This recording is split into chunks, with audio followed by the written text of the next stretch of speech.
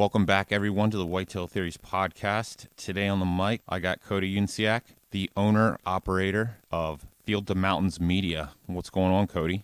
Hey, Torrin, what's going on, buddy? Not a whole lot. Haven't had you on the podcast here in a little bit. Last time you were on, we talked about your guys' hunt swap with Justin, but I guess you've been pretty busy over the last couple months, huh? Oh, yeah. Ever since that turkey hunt, I did the usual blue-collar working, and since about September, I've been nonstop behind the camera. That's awesome. So that's what we're really here to talk about today is kind of the photography, videography aspect of what you've gotten into. But before we start going down these rabbit holes, why don't we start off with the basics, kind of introduce yourself, talk about your background a little bit, and we'll go from there. Yeah, so anyone that, didn't hear that first podcast, my name's Cody. I'm from West Virginia. Been hunting for as long as I can remember, since I was, 8 or 10. And as you go through high school and stuff, you see the guys on TV, you want to become them. So that's where I kind of all got started at. And as I got more into it and became more serious with my camera gear, things started progressing, and that was when I decided I truly loved that more than being a mechanic, which is what I planned on doing. So until I was ready and, willing to jump into it as much as I did now, I was a mechanic for 6 years and decided enough is enough and jumped into photography and videography full time. And so far it's worked out pretty well. That's awesome, man. So at what point did you kind of get into the photography, videography game, and like what did you start out with? I want to say it was junior year of high school. I got a GoPro and was kind of like, oh, filming hunts would be cool. And I started doing it, and as I got more serious about it, I realized GoPros weren't a good hunting camera, like main camera. So I did more fishing videos and things like that. And once I was able to, I got a nice little handy cam, one of the old little Canons, and started filming with those. And even at that, I was like, man, there's got to be better. So I just kept progressing throughout high school. And once I got a job and could really start upgrading camera gear, then it really changed my view of the entire thing. Yeah, it's amazing when you go through that progression as far as equipment goes, and you got to stick with the budget that you have. You don't want to overdo it because you'll end up with a piece of gear that you don't know how to use, and you'll just get fed up with it and drop out. But it sounds like with what you did, going through those progressions, you upgraded, but didn't go ham and go from a GoPro to an A7 III. So you learned how to use your cameras. Can you kind of explain that and the learning curve that you went through there? So I definitely didn't jump fast enough, obviously, budget-wise, but because of the budget. But as I just kind of was watching other people's stuff and trying to implement it into what I got, and especially like with Cervicide and everything, talking to those kind of guys that were a little more involved with it. So that helped me a lot. And I learned learn what you have and go from there. But the learning curve between like your GoPro to a Canon R800 to a DSLR to these new 4K cameras, I mean, it's like, I don't even know how to word it to compare it to something, because there's so much information, so much stuff that changes. You just have to really love the photography side of it to be able to take all that information in and really learn your cameras and know when it's time to upgrade, when it's not time to upgrade, and whether or not you're really going to be willing to do it all. What were some of the trials and tribulations that you went through in the beginning? A lot of it was struggling. The biggest struggle for me was getting the kill on camera, because you're more worried about the camera than you are killing the deer. And I learned quickly that you got to worry more about killing than you do about the camera. So self-filming starting out was hard, but I started learning, different framing things, and then you start learning about B-roll, and you start learning about different like second and third angles and things like that. It was all stuff I didn't know at first. So my first few videos, you just kind of watch and were like, eh. And then as I started learning and started incorporating it, you could really tell the difference. And that's how it really clicked with me. Like, wow, these people know what they're talking about, and I'm glad I'm listening to them, because it took my videos to the next level every time I did one, and every time I added in something that someone would, message me and say, hey, I watched your video. I think you should do this and this, or do this and this. But it was a big help. That's just some of the biggest things you're going to learn are going to come from other people.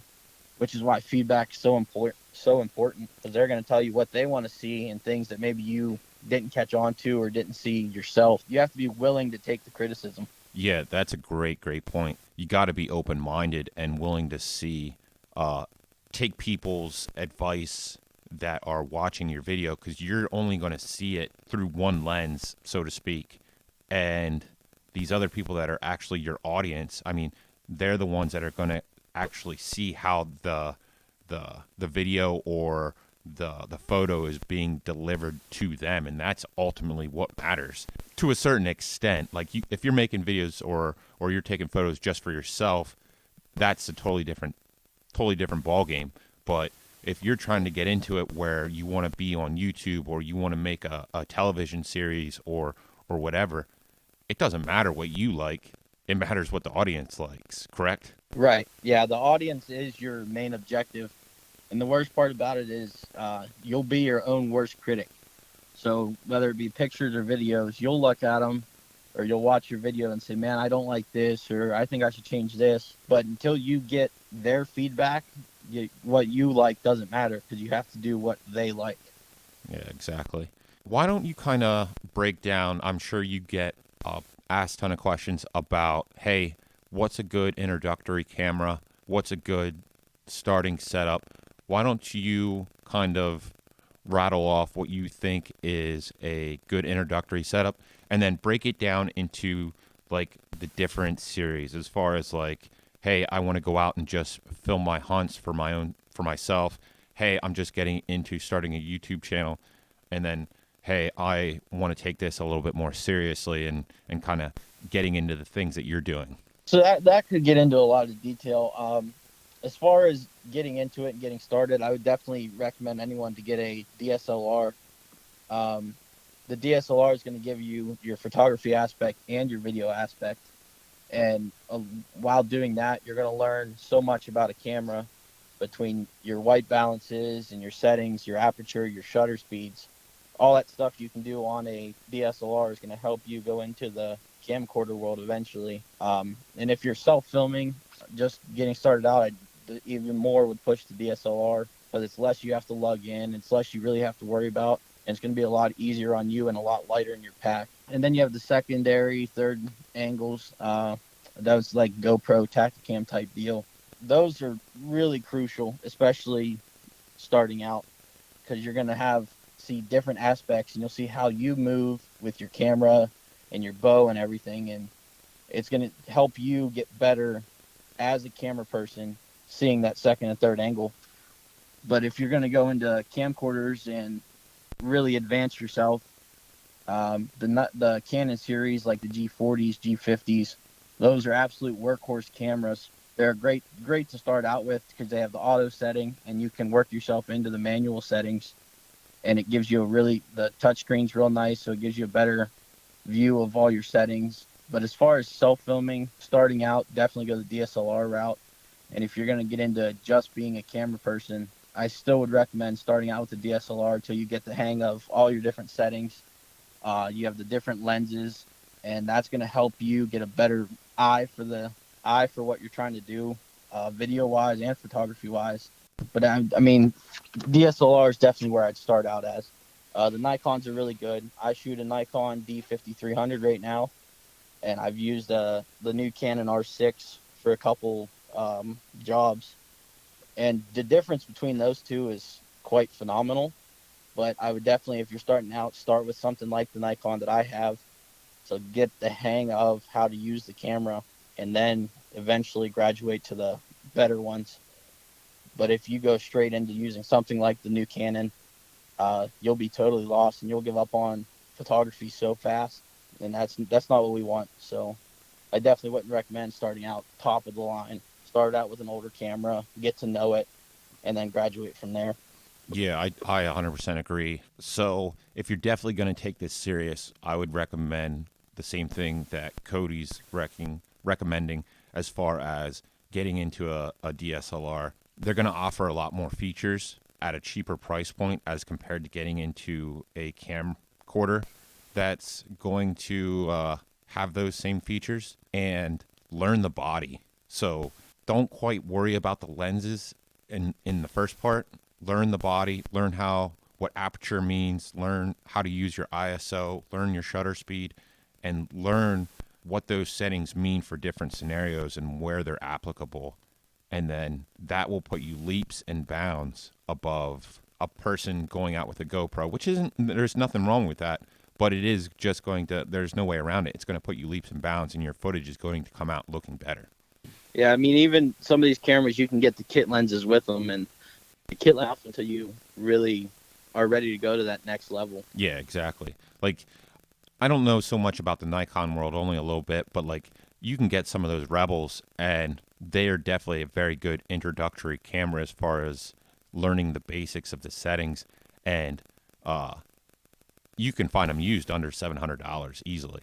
Oh yeah, easily. Like the T7s, the T8s. I mean, even brand new, you can find some of those for less than $800. Yeah, yeah, exactly, and that's gonna put you in a whole new world than what you would typically be doing with your very, very generic camcorder. Oh yeah, I mean, you'd be better off to go straight into a DSLR than to try a generic camcorder, because the generic camcorders aren't going to give you nearly the settings the DSLR will, and it won't give you nearly the settings you will even when you graduate into a better camcorder. But a And camcorder is really not something I'd recommend anyone to graduate into unless they're going to be strictly a cameraman. yeah, yeah, I agree with that too. One of the things that you mentioned too that I think often gets overlooked is the asset of getting a DSLR or mirrorless camera is you can take photos with it. So while you're taking photos and messing around with the various settings for your pictures, you're also learning your body. You're learning what settings work for different scenarios, so on and so forth. Yeah, and as long as you pay attention to that and absorb all that info, it's really going to help you get into the camcorder side of it. Paying attention to your settings can take you so much further than even having the eye for photography. So if you know how to run a camera settings wise, that already gives you an edge on so many people. Yeah, I would agree.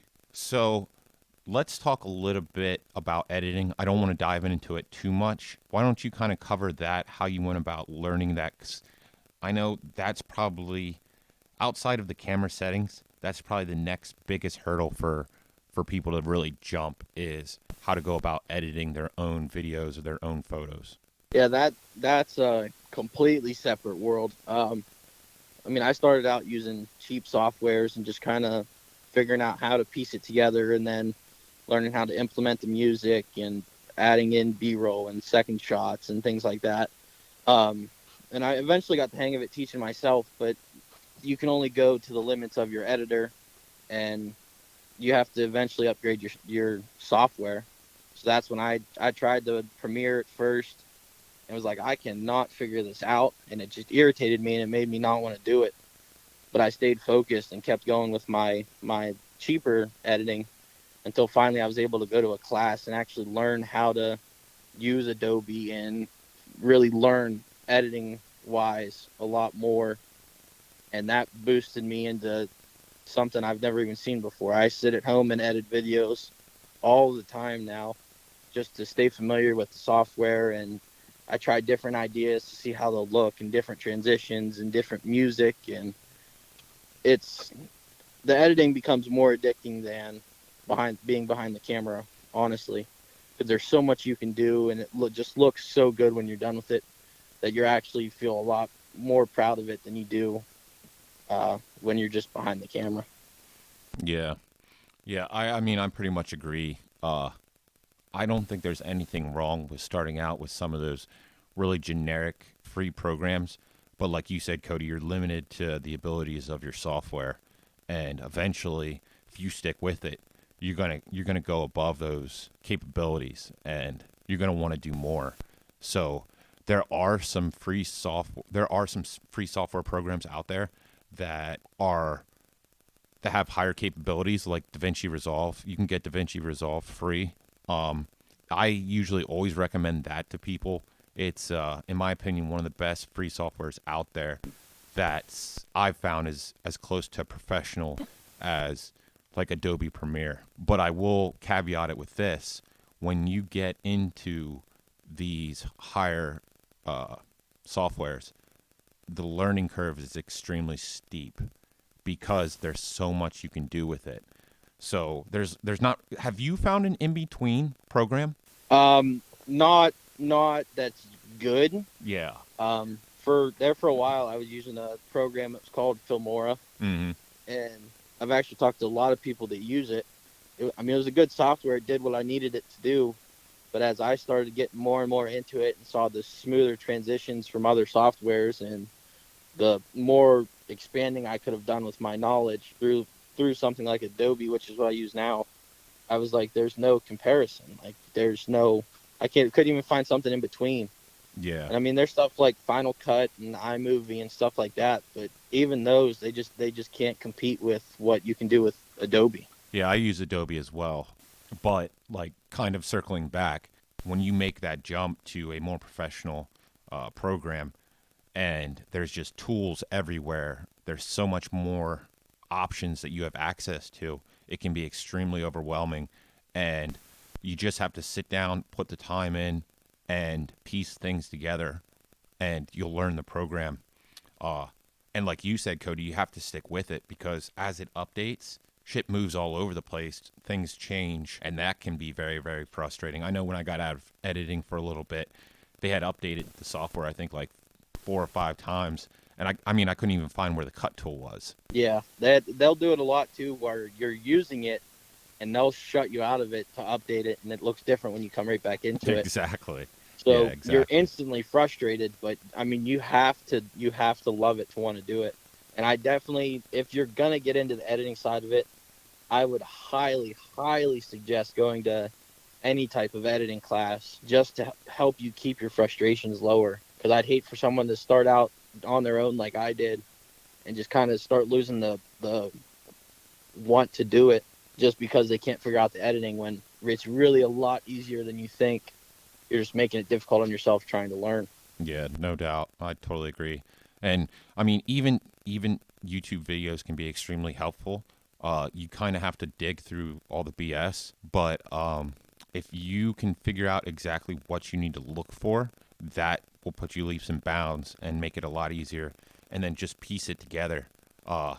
It'd be really great, Cody, if there was like a system or something out there as far as like step 1, 2, 3 for the beginning, and then like this is how you go about editing it.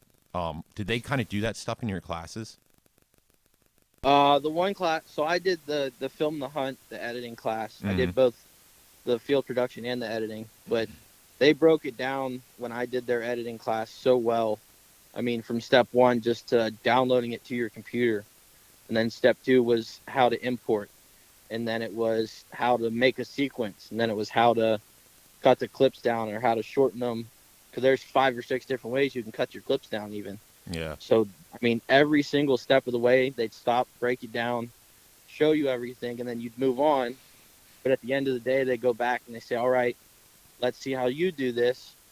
Find what's easiest for you, and we're going to help you get through the little bumps. So you only learn so much the first day, and then you use it in the afternoon. Then the next day you go in, you learn other stuff, but you use what you learned day 1, implement it to day 2 stuff, and you do it all at once. But I mean, you can do all that in that stretch of time at the class. But if you don't do it when you leave that class, I mean, you wasted your time. Did they have this is rabbit hole? Did they have a class for Final Cut Pro? No, only for Premiere. Okay. I mean, it's weird. People got it's kind of like Ford and Chevy. A lot of people like Premiere, and then a lot of people like Final Cut Pro. I'm also a Premiere Pro person as well. I've dabbled with the Final Cut, but I don't even think Final Cut compares to Premiere. I mean, Yeah. I think it's a night and day difference. Yeah. I mean, Premiere is what I learned on, and then I just wasn't willing to venture into any other softwares outside of messing around with DaVinci a little bit to learn where all the buttons were and stuff like that. But Yeah, once you learn one, it's hard to switch. It really for is. that reason, just because there's so much to learn. Exactly. And it's like, why would I go back to stressing myself out when I already know this one, and I can just go in and do it? Yeah, exactly. So when did you make the decision to make this the full-time deal and go pro? So it was actually after I finished my classes this summer, and I started getting a lot of phone calls. Hunters were like, "Hey, I want to take you on this trip and that trip," and I started looking at it and price wise, and I saw how much better I was getting, and I was just tired of being a mechanic. So it was the beginning of 2020's hunting seasons. I was finally like, you know what, I'm just gonna go for it and see what happens. And I mean, I'm very fortunate with how it worked out for me. I would have never expected it, but I expected it to take at least another 4 years before I finally pulled the trigger to do it. But whenever things are happening the way that they did, and you have so many guys that want you to come do it, it makes it a lot easier to want to pull the trigger and say, all right, I'm going to do this full time. So, let's go down that journey a little bit. Let's talk about your hunting seasons and some of the trips that you've been on. So this year started out in Colorado, actually, on an elk trip. Me and the guy I went with had been talking about it since Total Archery Challenge. And once the coronavirus hit, it was kind of in and out on if we were going to go or not. And finally, he said, "All right, we're going." And I was at that point. We were going for 2 weeks. I said, "You know what? I can't take that much vacation, so I'm just gonna leave and hope the season pans out the way I hope." We spent a few days in Colorado. Ended up coming back because everything was on fire. And from there, I got a couple phone calls because of the schools I went to, and I actually got signed on to a TV show. He's only in his second year being on air. He was like, I'm looking for that guy that'll be my cameraman for all these seasons. So he's like, I'll bring you to Texas with me. We'll give it a shot and just see what happens. And it worked out. We got along great. He liked what I did. And from there on, I was kind of just followed him all season.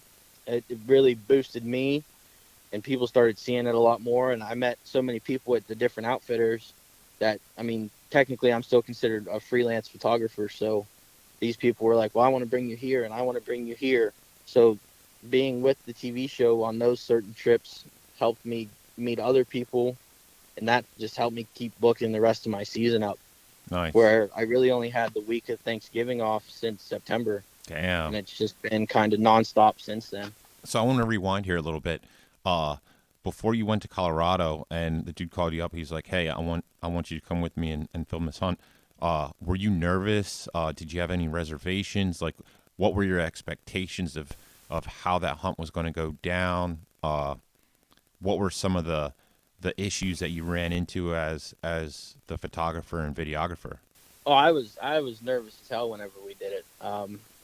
Obviously, you're leaving a full time job to go do something that might fail, and it's really nerve wracking. And then you're clear in Colorado, where you have no control over anything at home. So I was nervous the whole trip, but uh, I knew I was there to do a job, so I just focused on what I was there for and did what I had to do. But hiking through the mountains with all that camera gear is a pain in the butt because you have so much stuff to take with you, and as you're climbing, we got to 11,000 feet at one point. It really took its toll on me, but the content we ended up getting and the pictures were worth it, well worth everything I went through to get to that point. Yeah, yeah, I saw some of the photos. They were incredible. Uh, what was your kit that you took out there? So I wasn't sure what all I was gonna need, but I took the Nikon D5300 with me, along with my Canon G40, and I kind of just went 50-50 on it. I wasn't sure what I was gonna do, but it worked out. I put my DSLR on a monopod and used that as a walking stick, but it gave me the ability to always have my camera in hand. So it really benefited me as a cameraman because I was able to keep my balance on when we were side hilling. And it was just, I always had the camera right there where I wanted it. And when we set up and we're bugling or just glassing for a while, I'd pull out the tripod and break out the G40, and it gave me the ability to use that camera for pan shots and some of the further zoom I had to do uh, to see the elk and things like that. What lenses did you take for your 5300?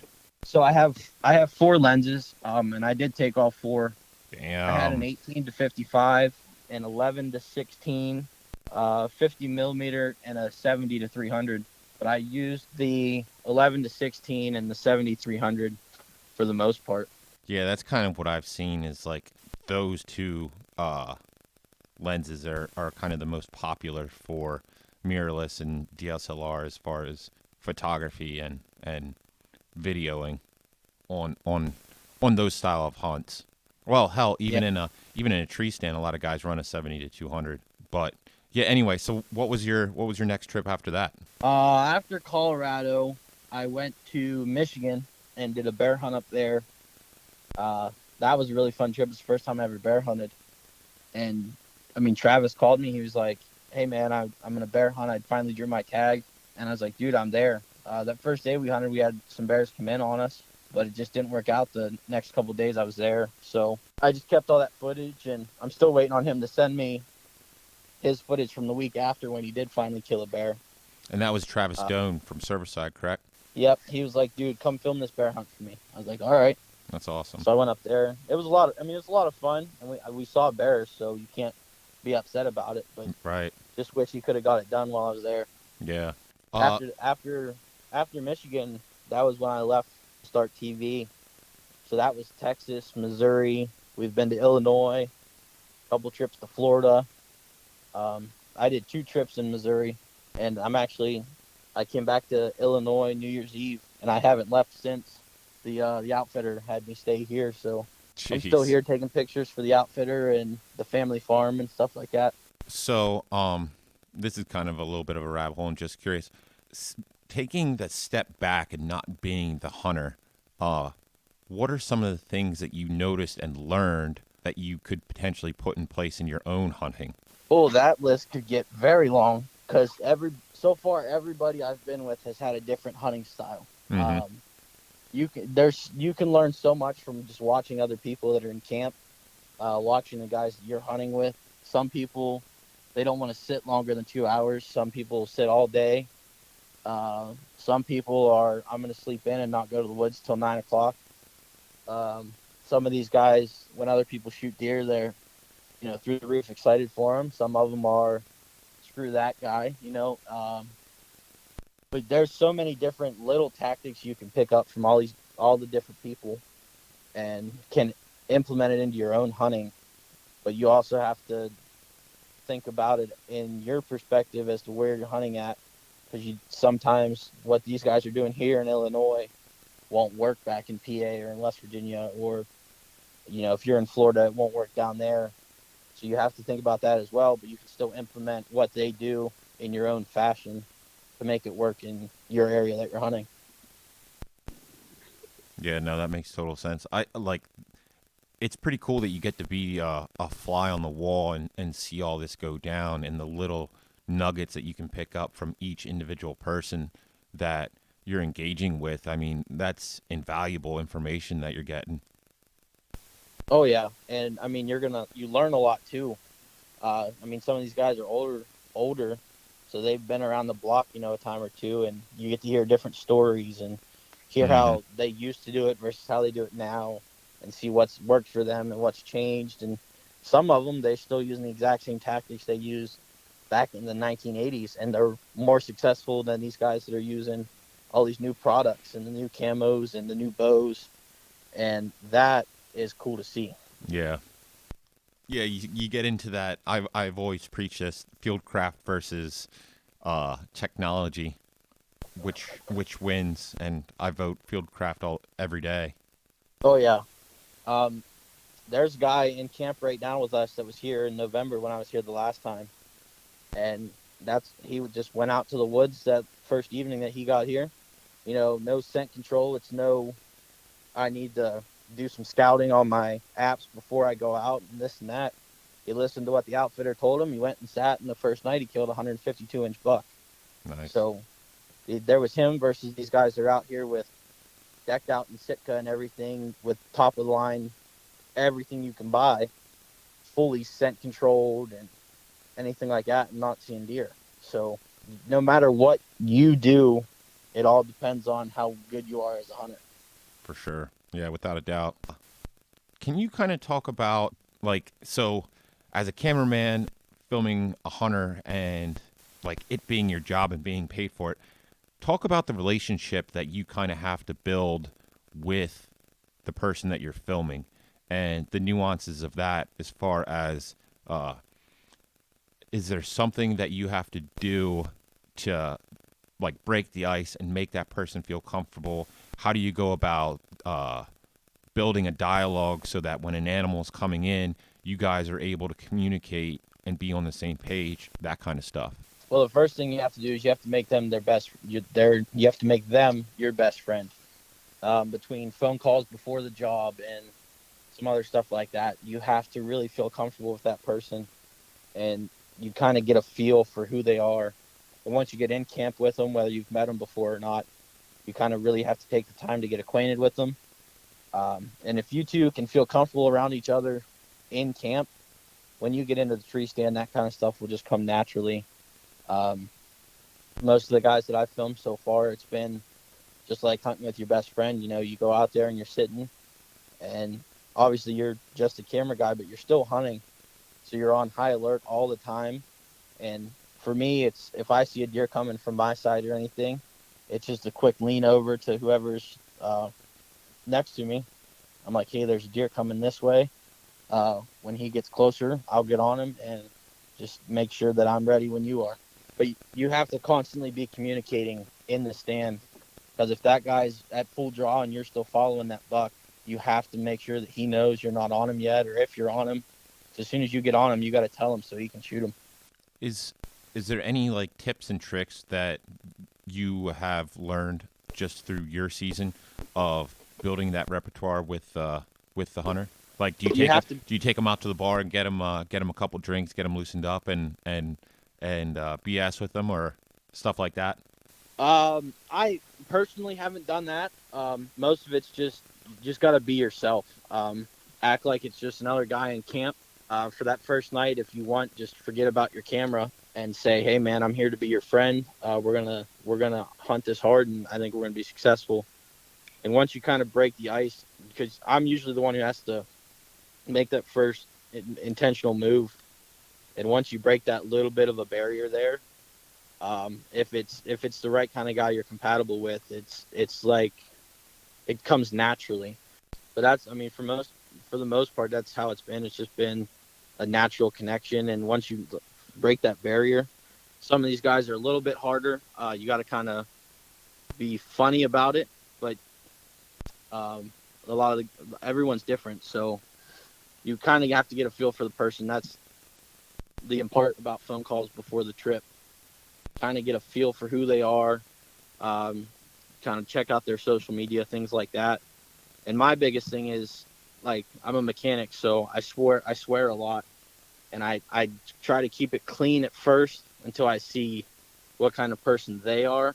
Mm-hmm. And once you break that swearing barrier, that really brings you to a new level of how well you and that hunter are going to get along for that trip. Yeah, you're also a pretty good people person. We met at the summer bash, and you can literally talk to anybody. So you definitely have that going for you as well. So, I mean, if if whoever's listening to this and if they're thinking about potentially getting into this game, you definitely want to brush up on. I would say you want to brush up on your people skills and make sure that you can be a social butterfly, because that's definitely something that you have going for you. Yeah, I'm definitely not scared to talk to people. So that does help me a lot.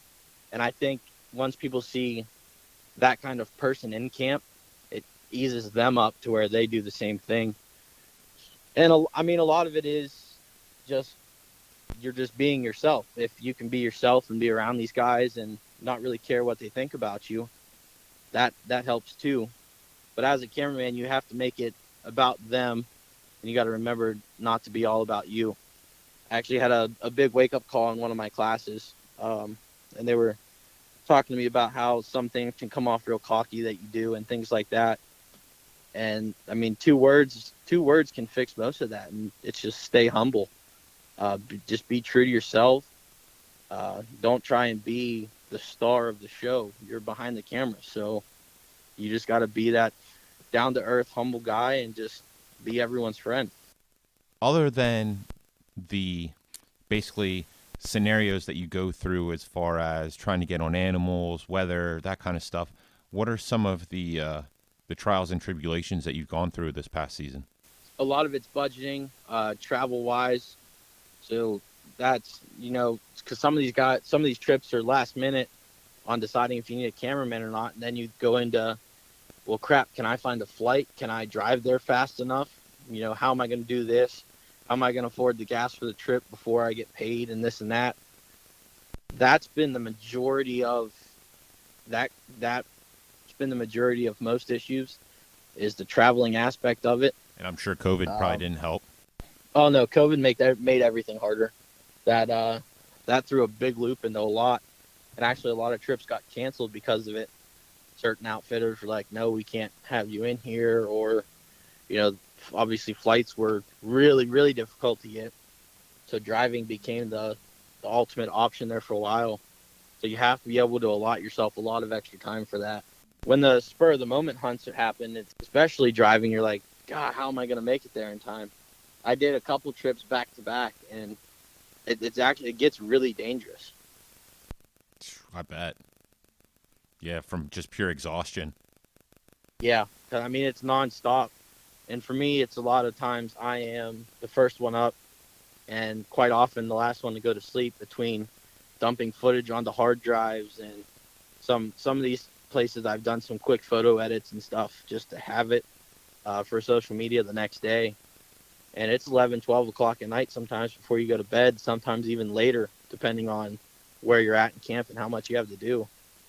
And you get up again at 4 or 5 o'clock in the morning and go at it all night long.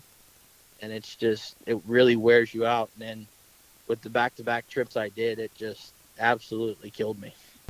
I can definitely see the logistical aspect of it being an absolute nightmare, and definitely one of the highest stress things of it. One of the things I also wanted to ask you too was, what was something that you wish you would have known on your first trip that you maybe learned later on down the road, or something that you ended up figuring out by the end of the season? Never stop working. I mean, there's really, I don't know how to word it really, because a lot of the trips I've done with kind of my friends, so it's been a little bit easier.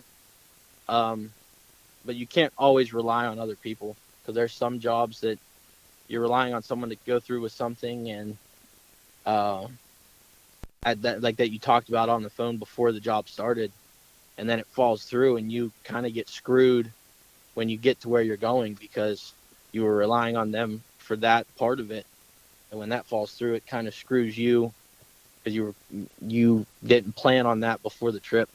So anymore, I make sure I have everything I'll ever need on a trip with me, and that way, if something does fall through or if something were to not happen the way I was told it was going to happen, I don't have to worry about it, and I can still perform my job to the best of my ability. Yeah, gotcha. That makes a lot of sense. Make sure that you have everything that you need, and you're not relying on completing your mission on somebody else's shoulders. Right. You're getting paid to do a job, so you want to make sure that no matter what happens with either the hunter or anyone else in camp, you want to make sure you're able to do what you have to do. And I definitely wouldn't recommend, I've done it a couple times already, but I'm not a fan of it. I'd rather drive to where I want to go or to where the next job is, just because I can take everything, all my camera gear with me. I'm not worried about baggage weight limits or anything like that. And just having your own vehicle when you're in camp for, say, a rainy day, or, a time where maybe you tag out early and you're going to take a day to just kind of sit back and relax.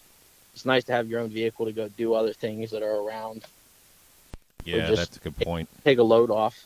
Before we switch over here and kind of talk about your offerings at Field Staffer Mountain Media, I just want to kind of retouch on some of your recommendations as far as someone looking to potentially get into this field, or is considering, hey, I want to get a job being a cameraman to be able to travel across the country, hunt all these different types of animals, get all these experiences. What would you say to that person? Don't rush it. Definitely take your time learning how to use your camera. You don't want to go jump into it and go buy a camera and that season have people reaching out to you saying, "Hey, come film this." Then either you don't know how to run your camera when you get there, or your footage just isn't what you want it to be. And now those guys just wasted money on you, and that's going to give you a bad rep going forward because you might be getting better as a camera person, but they're remembering you from that first season, and it's like, man, I don't know that I want to hire that guy. So that's going to really hurt you in the long run. Right now, book a filming class. There's a lot of them out there. Um, I'm going to recommend the Film the Hunt class because it was the best thing I've ever done. And it was only 8 days out of my summer instead of taking 5 or 6 college classes for it or spending 3 times the amount of money you really need to. You can go to a better class for your budget and save that other money and then work on upgrading your camera gear. Because as you move along, you're definitely going to want to upgrade camera gear, and there's so much more you're going to need it for. But if you have the basic knowledge from those classes and can input them into a job, you're going to propel yourself so much faster. But stay humble, be true to yourself, just go and have fun and lay down the best footage you can possibly lay down. No, that's really good advice. I got two questions for you in regards to that stuff. Um, when should a when can a person consider going pro? Like, when can they look at their content and be like, all right, I'm ready to go pro. I'm ready to take this to the next level. Is that something that they can even realize, or like, what did you do? I that's it's gonna depend on the person really. You don't want to be overconfident with yourself and get to that cocky side and be like, yeah, I'm damn good at this. I'm gonna go pro and because I'm awesome, and then get let down the season after. And then some people you can just look at it and say, you need to do this. But most of it's going to come from you're going to have other people telling you, hey, I think you should go to the next level, or hey, I really like your stuff. I want to see what else you can do. Or, I mean, even have someone reach out to you and say, hey, I want you to come do this. And as you start booking other jobs and meeting more people and people see what you do and you start getting that positive feedback, that's when you really are going to know, hey, maybe I should really take this to the next level and see what I can do in the professional world of it. Yeah, I would 100% agree with that. That's a really good way to look at it. And then the other question that I had was, it's kind of a question and a statement. You would agree that the hunting industry is extremely small, correct? Oh, it's way smaller than anyone will ever realize. Yes. Everybody knows everybody. The circles are extremely small, so on and so forth. So, kind of just piggybacking off of what Cody said earlier, uh, if you not trying to uh, not trying to discourage anybody, but if you go to shoot your shot too early, or you potentially screw up that one interview, that might be it. You might only get one shot because of how quickly, how fast uh, reputations get spread around this industry. So that's just one thing that I definitely wanted to kind of piggyback off of and throw that in there. It's definitely true. I've actually seen it happen a couple times, and it sucks, especially if you know the person, because it's like they're really good with a camera, but maybe they're just not a people person, or they kind of put themselves before the person they're filming, and it really quickly can screw you up, and your name will actually get spread to some of the biggest names in the industry faster than you would ever imagine it would. Yeah, exactly. But the flip side of that too is if you do good work, it's the exact opposite. Like, your name can be thrown around some really big circles, some really good people, some really good brands very fast if you're doing the right things. Oh, absolutely. I mean, it goes both ways. So you want to make sure you're on the good end of that bounce back because you definitely do not want to be going around the bad circle of that this really small industry. Yeah. So, let's transition over to Fields to Mountains Media and kind of talk about your offerings as far as what you got, so on and so forth. So, being that I am a freelance photographer now, I kind of offer just about anything. The majority of the stuff you'll see right now is obviously a lot of hunting, a lot of outdoor stuff. But I've done a couple engagement photo sessions. I did some family photos, and I mean, I'm willing to do just about anything. Right now in Illinois, I'm doing videos for just the family farm here. Just little things like that. People really appreciate it, and if you love the camera work, you're gonna want to use it as much as you can. So that's kind of where I'm at right now. Like, I'm willing to do just about anything. You know, if you want pictures of your dog, your cows out in the field, you want pictures of them. At this point, I'm willing to do just about any of it because it's what I love to do. So, what's the best way for listeners to get a hold of you if they're considering booking you, or if they want to see any of your production, that kind of stuff? Give them the gamut. So for the most part, you can find me on Instagram. You can find me at Cody.Younciak. You can find me at Fields to Mountains Media. Fields to Mountains Media is on Instagram and Facebook, as well as I did start a YouTube page for my company. And that just kind of highlights some of my shorter clips that I've done, and a couple hunts are on there. Or if you want, you can email me at fieldstomountains.media@gmail.com.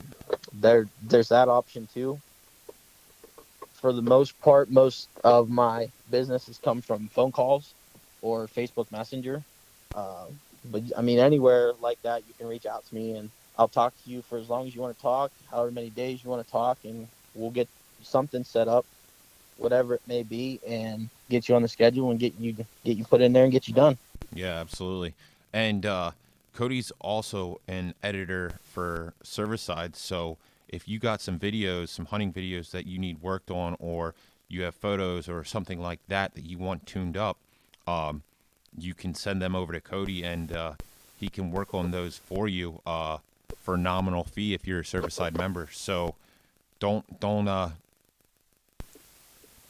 overlook that aspect of our video editors. A lot of them are really, really good, and they take it very seriously.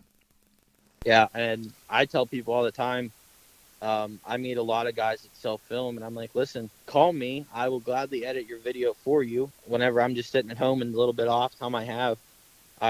That's what I do. I play my editor. So if people have footage out there that they want edited, or pictures even, I'm more than willing to do it for them. And prices are always negotiated through phone calls and stuff like that. So that'll be all talked about whenever we get in touch. Yeah, yeah, absolutely. All right, man. Well, I appreciate you getting on the horn here. It was good catching up with you, and I really enjoyed this conversation. It was cool hearing your stories and what you got into this fall. You kind of fell under the radar, but I can see why you were so busy.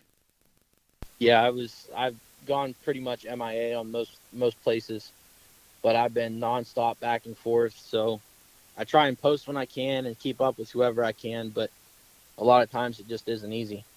Yeah, without a doubt. But it paid off today. I got to see the first episode of Apex Hunter that I filmed. Watched it today, so That's that was awesome. pretty cool. That's awesome, man. So if anybody has any questions for Cody or they want to reach out to him, I'll have all his social and contact information in the show notes. You can get a hold of him there, and I appreciate everyone for listening. Take it easy. See you guys.